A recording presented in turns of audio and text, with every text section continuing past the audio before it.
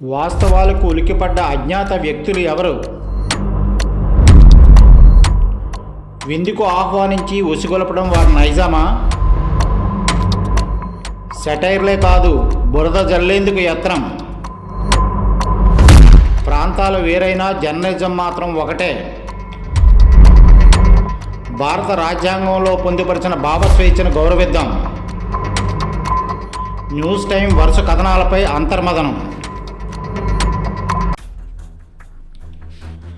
నీతి నిజాయితీలకు ఏ కోసానా పొత్తు కుదరదని మహాకవి శ్రీశ్రీ 50 ఏళ్ల క్రితమే ఘంటాపదంగా తేల్చి చెప్పేశారు. వృత్తి పట్ల ఆదర్శాలకు అర్థం తెలియని వారు, విలువల వంక కనీసం తలెత్తి చూడని వారు కొందరు గిరిజన సంక్షేమ వసతి గృహాల్లో నిర్వాహకులుగా అవతరిస్తుంటే వర్తమాన పరిస్థితుల్లో మార్పు ఏం వస్తుందని కొందరు ఛేదరించుకుంటున్నారు. వాస్తవాలపై మాత్రం ఉక్కిరిబిక్కిరి పడుతూ జీర్ణించుకోలేక కప్పించుకునే ప్రయత్నంలో వారికి వారే అంతర్మదనం పడుతూ వాస్తవ విషయాలను తుంగలోకి తొక్కి ఉప్పుపాత రేసేందుకు పడరాని పాటలు పడుతూ ఉంటారు. విందులకు ఆహ్వానించి ఉసుగొల్పడం వారికి పుట్టుకతో వచ్చిన నైజామా? మూకమ్ముడిగా తెర వెనుక పాత్రను పోషిస్తూ వాట్సాప్ గ్రూపుల్లో వాస్తవ కథనాలపై సెటైర్లు వేయడం, వార్తలు వస్తే పోయేది ఏముంది అనే ధీమాతో కూడిన విమర్శలు గుప్పించిన భోగవతాలు గుర్తుకు వస్తాయి. ఇది మరెక్కడో కాదు, అల్లూరు జిల్లా చింతపల్లి మండల కేంద్రంలో నెలకొన్న బాలుర డిగ్రీ కళాశాలలో పిక్నిక్ సందడిలో జరిగిన అంశం. ఒక చిన్న వెబ్ ఛానల్ అయిన న్యూస్ టైంలో వచ్చిన వరుస కథనాలైన సెలవులంటే ఇదే వరుస, రాజకీయ చట్రంలో సంక్షేమ హాస్టళ్లు, చక్కీలే కదా అనుకుంటే పొరపాటే అనే శీర్షికన వెలువడిన వాస్తవాలపై మింగుడు పడని కొందరు తిరిగి బురద జల్లేందుకు ప్రయత్నించడం వారి విజ్ఞతకే వదిలిపెట్టాలి.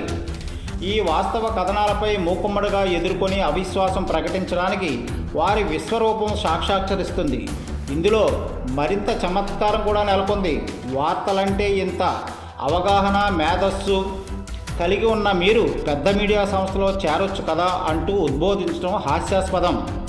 బాధ్యతాయుతమైన జర్నలిస్టులుగా సుదీర్ఘ కాలం వివిధ పత్రికల్లో పనిచేసి విసిగి వేసారి నా యొక్క భావస్వేచ్ఛను గౌరవిస్తూ సమాజ పోకడల్లో తప్పొప్పులను ధైర్యంగా ఎత్తి చూపించేందుకు నాకు న్యూస్ టైం వెబ్ ఛానల్ వేదికగా చేసుకున్నానని బదులివ్వడం జరిగింది. వింత పోకడలంటే ఇదేనేమో. విద్యార్థుల విద్యా సంక్షేమం దిశగా సంక్షేమ హాస్టల్లో సమస్యలను వెలికి తీసేందుకు ప్రయత్నిస్తున్న జర్నలిస్టులకు ఆ శాఖ ఉన్నతాధికారుల నిబంధనలు కూడా అడ్డంకిగానే నెలకొన్నాయి. వసతి గృహాల్లో ఏమి జరిగినా బయటికి పొక్కకుండా చూసేందుకు సహకరిస్తున్నాయి. బాలికల వసతి గృహాలు సరే, బాలుర వసతి గృహాల్లో కూడా ఇదే తీరు. దీనికి ఉదాహరణగా కొయ్యూరు మండలం డౌనూరు బాలుర ఆశ్రమ పాఠశాలలో విద్యార్థులు నెలల తరబడి చక్కీలు అందకపోవడంతో విద్యార్థులతో మాట్లాడేందుకు సంబంధిత వార్డుని నిరాకరించడం విడ్డూరం. దీంతో న్యూస్ టైం ప్రతినిధి గిరిజన సంక్షేమ జిల్లా ఉన్నతాధికారుల నుండి అనుమతి తీసుకొని విద్యార్థులతో మాట్లాడాల్సి వచ్చిందంటే ఆ వసతి గృహాల తీరు ఎలా ఉందో అర్థమవుతుంది. వాస్తవాలు వ్రాసే జర్నలిస్టులకు ప్రాంతాలు, విభేదాలకు దారితీయకూడదు నా అభిప్రాయం. ప్రజెంట్ చేసిన వార్తలో వాస్తవం ఉందా లేక అవాస్తవమా?